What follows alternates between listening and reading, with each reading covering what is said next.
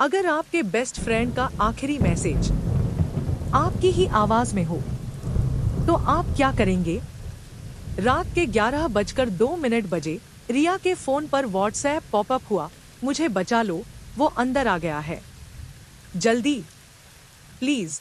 Message भेजा था साक्षी ने, लेकिन साक्षी तो पिछले 3 महीने से अस्पताल में कोमा में थी।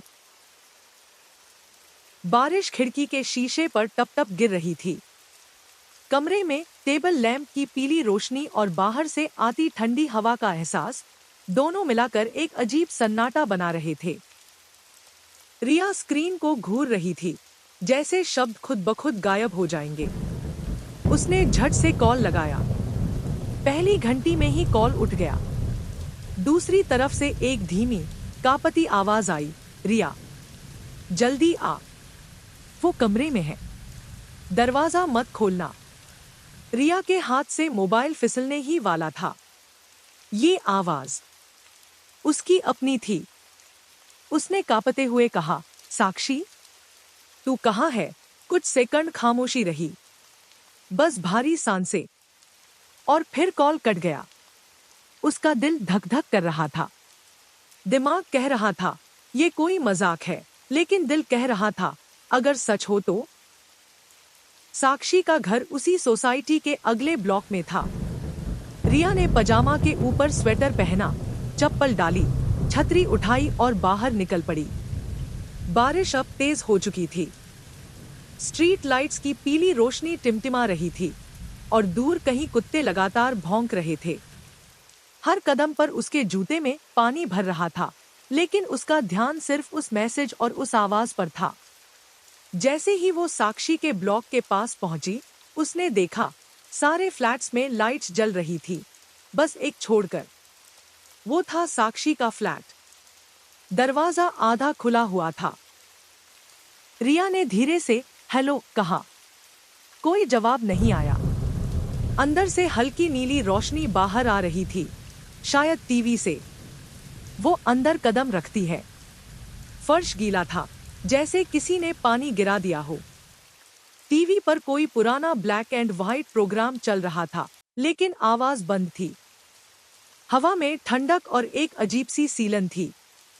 दीवार पर लगी घड़ी 11:18 दिखा रही थी। रिया का दिल कह रहा था कि अभी वापस लौट जा, लेकिन पैरों ने उसका कहना नहीं माना।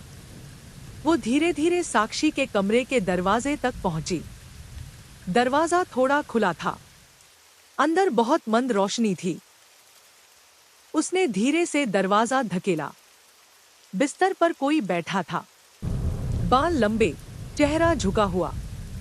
रिया ने कांपते हुए कहा, साक्षी। वो शख्स धीरे धीरे सिर उठाने लगा। रिया की सांस अटक गई।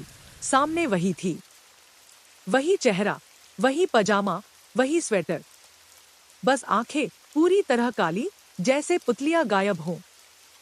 अचानक रिया के मोबाइल में वाइब्रेशन हुआ। स्क्रीन पर नया मैसेज चमक रहा था, भाग, वो अंदर आ गया है। मैसेज भेजा था रिया के अपने नंबर से। उसके शरीर में ठंड की एक लहर दौड़ गई। अचानक कमरे की सारी लाइट्स बुझ गईं। सिर्फ मोबाइल की टॉर्च टिमटिमा रही थी। वो दूसरा रिया खड़ा हुआ और फुसफुसाया, अब तेरी बारी है, मैं बाहर जा रही हूँ। वो दरवाजे की ओर बढ़ा और बाहर निकल गया। दरवाजा अपने आप बंद हो गया। रिया ने चीखने की कोशिश की, लेकिन आवाज गले में अटक गई। उसका मोबाइल फर्श पर गिर गया। स्क्रीन पर आखिरी नोटिफिकेशन चमक रहा था, लास्ट सीन टुडे एट रात के 11:33 और प्रोफाइल फोटो में अब रिया का चेहरा था। अगर आपको ये कहानी सुनकर नींद नहीं आई तो इसे लाइक करें, सब्सक्राइब करें गहरा सन्नाटा को, और कमेंट में बताइए अगर आपको अपने ही नंबर से मैसेज आए तो आप क्या करेंगे। मैं भी आपके कमेंट का जवाब दूंगा, शायद उसी आवाज में जो अभी आपके कान में गूंज रही है।